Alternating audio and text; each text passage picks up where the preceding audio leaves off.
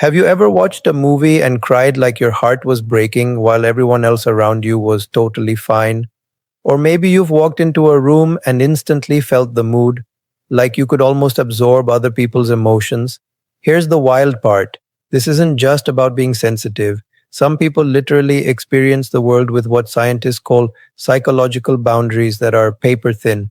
And get this, these same people often have the most vivid dreams, feel goosebumps from music in seconds, and can somehow sense when their friend is having a terrible day before they even say a word.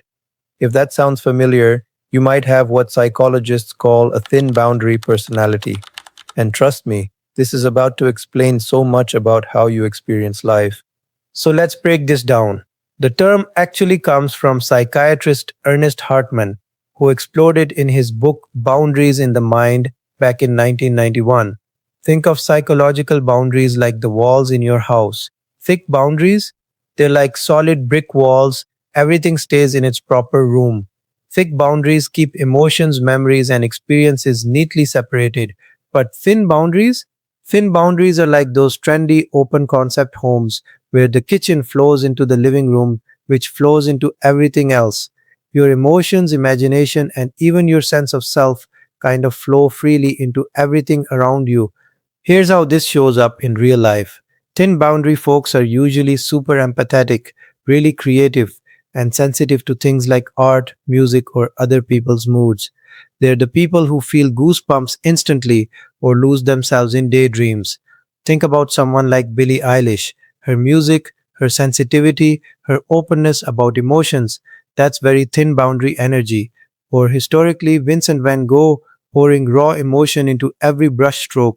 But the flip side, they can also be more vulnerable to stress, anxiety, and feeling overwhelmed because they absorb too much from their environment. Thick boundary personalities are more structured.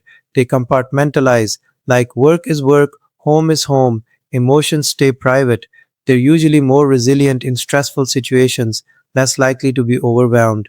Think Arnold Schwarzenegger, focused, disciplined, rarely letting emotions spill into his public persona, or Margaret Thatcher with that Iron Lady resilience. But sometimes people might see them as distant or even rigid. Now here's the cool part, and I'm curious about you. Let's do a quick self check. Answer these honestly and don't overthink it. Do you feel emotionally drained after being around certain people? Do you have vivid, memorable dreams that feel almost real? Do you find yourself changing your behavior based on who you're with?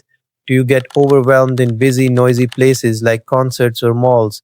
Do you often know what someone is feeling before they tell you? Do you lose yourself completely when listening to music or watching art? If you're nodding yes to most of these, you're probably more thin boundary. If you're thinking not really to most, you likely have thicker boundaries. And here's what Hartman's research found: thin boundaries often connect with creativity and deep empathy, but also higher rates of vivid dreams and sometimes anxiety. Thick boundaries give you that stability and focus, but relationships might require more conscious effort to stay emotionally connected. So here's the thing: neither is better. Thin boundaries can fuel imagination, intimacy, and deep human connection. Thick boundaries can give you incredible stability, strength, and laser focus. The magic happens when you understand your natural wiring and work with it instead of against it. Too thin and life can feel overwhelming.